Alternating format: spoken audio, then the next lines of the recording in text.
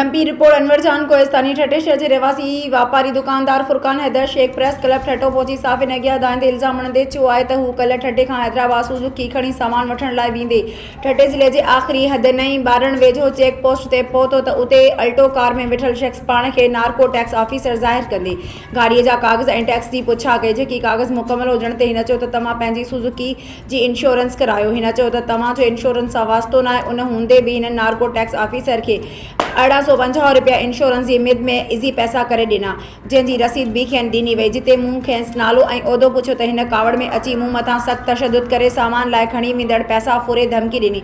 5 ख़ामोश रहो न त तोखे चर्च में चालान करे छॾींदसि। जंहिंजा शाहिद उते मौजूद पुलिस एहलकार तोड़े मूं सां गॾु वेंदड़ माण्हू शामिल आहिनि। हिन चयो त हू शरीफ शहरी ऐं ठटे जो वापारी आहे जंहिंसां अहिड़ो अमल कयो वियो आहे जेको बर्दाश्त खां ॿाहिरि आहे।